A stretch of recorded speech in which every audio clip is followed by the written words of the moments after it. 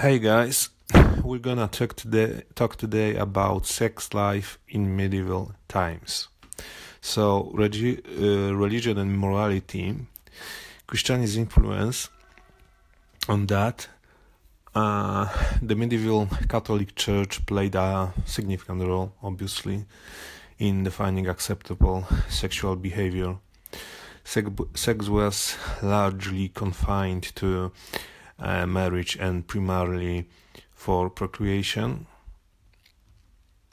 Any non-procreative sexual acts such as oral sex, anal sex, or even sex during menstruation were condemned as sinful. Virginity and chastity. Virginity was highly prized, especially for women. Clergy promoted chastity, and saints like Augustine of Hippo taught that sexual desires, even within marriage, could be morally questionable if not focused on reproduction. About marriage and sex, few words. Marriage as a sacrament. By the 20th century, marriage became a Christian sacrament. It was seen as the proper context for sexual relations. About the age of consent, the legal age of consent in the medieval period was often as young as 12 for girls and 14 for boys. It's important to note that puberty and physical maturation often occurred at an earlier age than today due to many factors such as diet, physical activity, and environmental conditions. General people at the time lived not as long as nowadays. While children in this era were biologically maturing earlier, they were also considered mature by societal standards much sooner, as they were frequently required to take on adult responsibilities. This combination of earlier biological development and cultural norms meant they were perceived as adults in both body and behavior. So, women who were 15 were considered as nowadays women who are 25, 20, early 20s. The roles within marriage.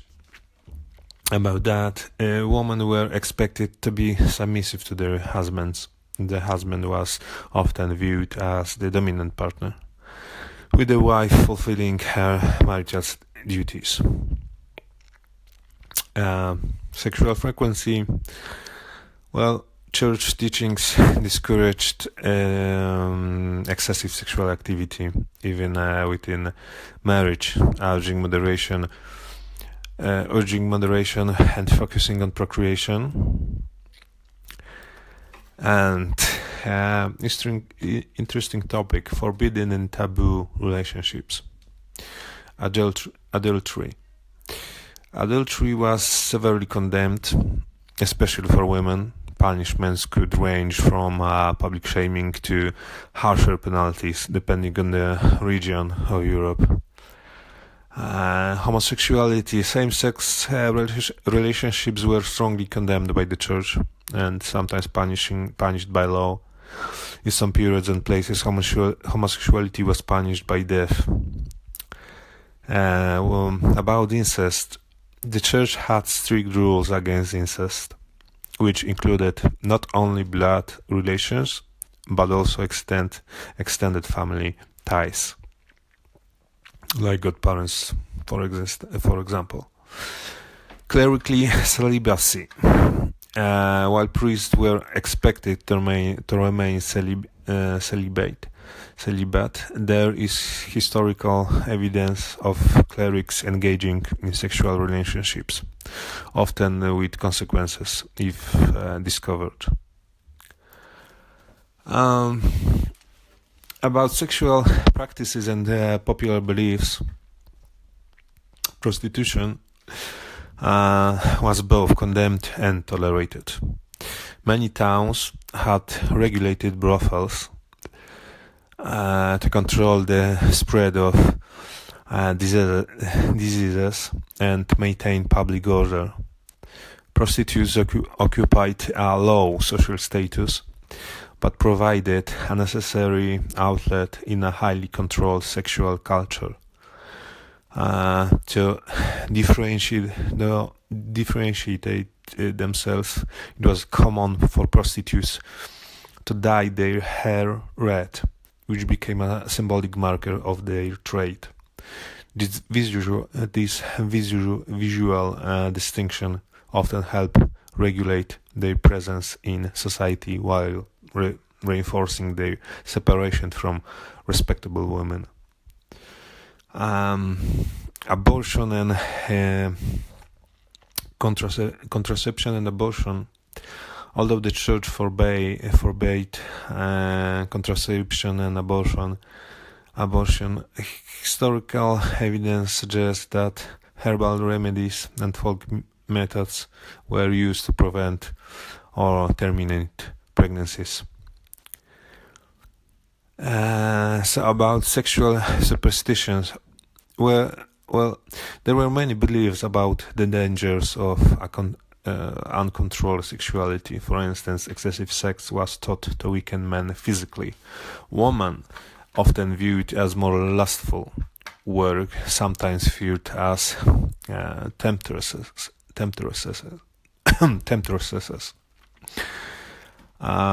Gender and power dynamics. Patriarchy. Medieval society was patriarchal, and sexual norms often reflected man's dominance. Women were frequently judged more harshly for sexual transgressions. Country love. Among the nobility, country love introduced a romantic idea of unattainable love. Attainable love often outside marriage. These relationships were usually platonic but could include flirtation and, in some cases, sexual intimacy.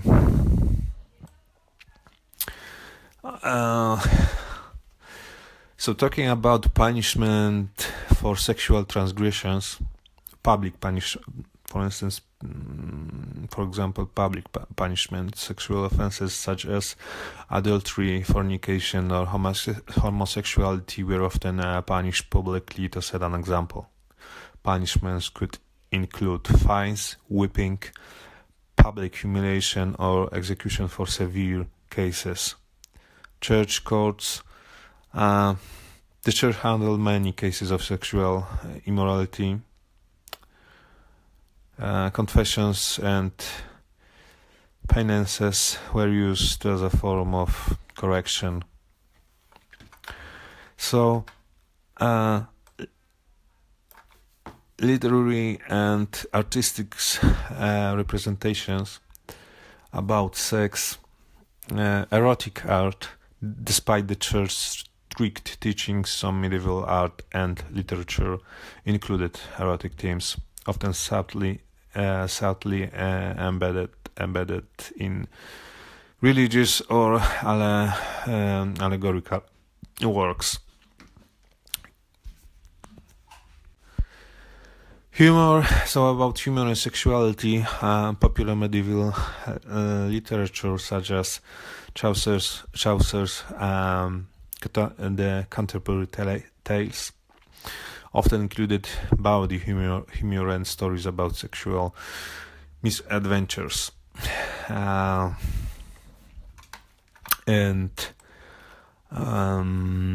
few words about disease and hygiene. Sexually transmitted diseases like syphilis and gonorrhea existed, though their exact nature and spread are debated among historians. Prostitution and poor hygiene likely contributed to their prevalence. Cleanliness and myths about this. There were misconceptions about cleanliness and sexuality. For example, baiting was sometimes discouraged due to the fears of it increasing sexual desires. It depends on the country. In Poland, people put they were expected to be extremely hygiene, and in France it was actually opposite. So the differences between peasants and nobles. Peasant life. Peasants often had less privacy, leading to a more communal understanding of sexuality. Premarital sex was not uncommon, especially when betrothal acted as a form of commitment. Among nobility, among the elite, marriage was often a political or economic arrangement, with sexual relations serving dynastic purposes. Affairs were common, but discretion was expected. The marriages between where there was huge age gap. Actually, never that sexual activity started when they were both at proper age, let's say. So those are few thoughts and facts about sex in those times. Yeah. So those were my 2 cents. Take care, guys.